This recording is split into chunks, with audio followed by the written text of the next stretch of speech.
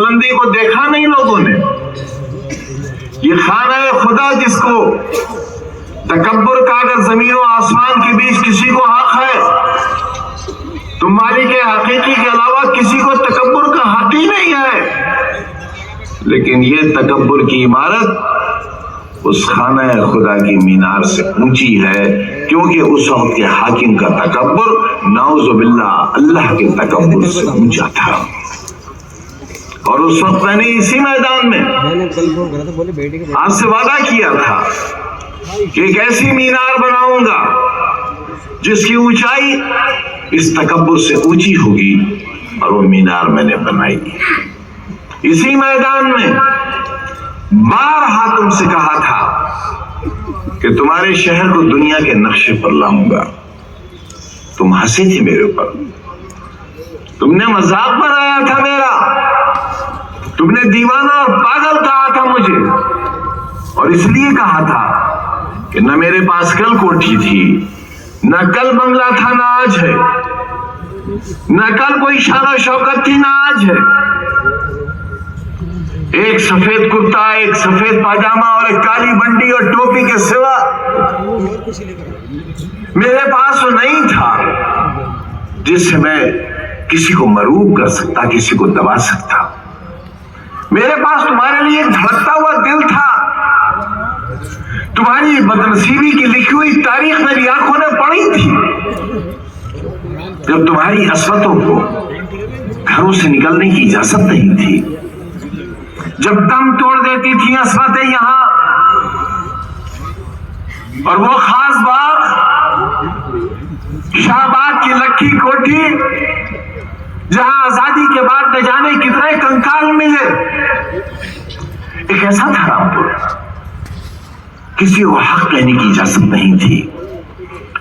और उस वक्त का हाकिम, उस वक्त का नवाब अपनी महफिल में अगर किसी को गधे का बच्चा कहता था, गोया उसे दुनिया की सबसे बड़ी डिग्री दे दी जाती थी। यह था तुम्हारा नवाब, यह थी तुम्हारी तकदीर। 1857 में मेरठ से जियाले निकले, अंग्रेजों की फौज से लड़ते हुए निकले, मुरादाबाद तक आए और रामपुर की फौजों ने उनका कत्लेआम किया। ये मुजरिम इमारतें हैं, इन्होंने जुल्म किया है मुल्क के साथ।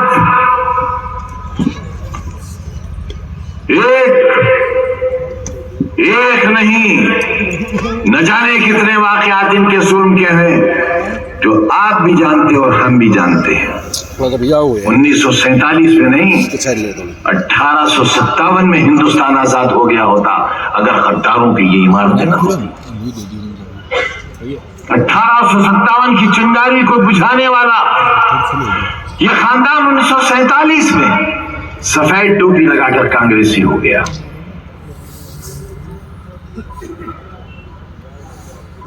वो जो कल हाकिम था वो फिर हाकिम हो गया।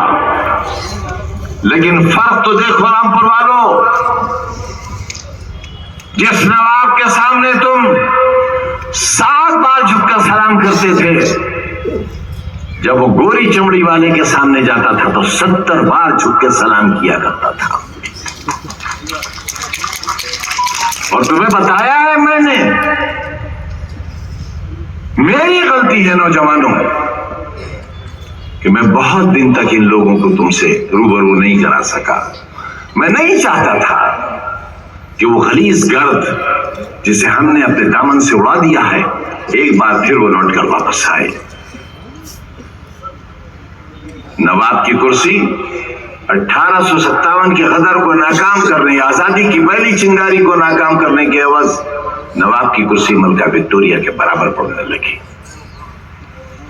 वो नवाब जिसकी कुर्सी मलका विक्टोरिया के बराबर पड़ती थी, उसे 2 लक़ब मिले, फर्जंद दिलपजीर और फर्जंद इंग्लिशिया। बाप का नाम नहीं, अंग्रेज के नाम से जाना गया यहां का नवाब। लेकिन रामपुर के साथ हुआ क्या? रामपुर के साथ ये हुआ कि जिस सड़क पर नवाब की गाड़ी चलती थी उस सड़क पर तुम नहीं चल सकते थे। जो दरवाजे बनाए गए थे उन दरवाजों से तुम नहीं निकल सकते थे।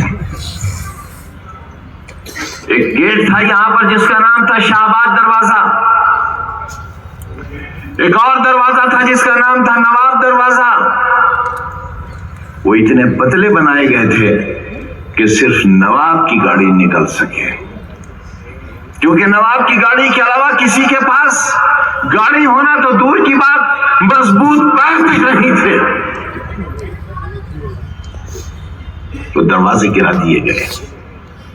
आजाद हिंदुस्तान में गुलामी की निशानियां इसलिए नहीं गिराई गई कि उन दरवाजों से नफरत थी। आप आज शाम चले जाना, जब बच्चों का स्कूल छूटता है चले जाना, कितना बड़ा है ईदगाह गेट, कितना बड़ा बना है, लेकिन घंटों सवारियां वहां से नहीं निकल सकती। मैं तुमसे पूछता हूं, अगर वो दरवाजा नहीं बदला गया होता, बताओ तुम किस रास्ते से निकलते? आपसे पूछता हूं। अगर बाबे न बना होता, तुम किस रास्ते से निकलते? बाबे निजात न बना होता, बाबे हयात न बना होता, जिंदगी का कौन सा रास्ता तुम्हें मैसर होता? इन गुनाहों की इतनी सजा दोगे हमको?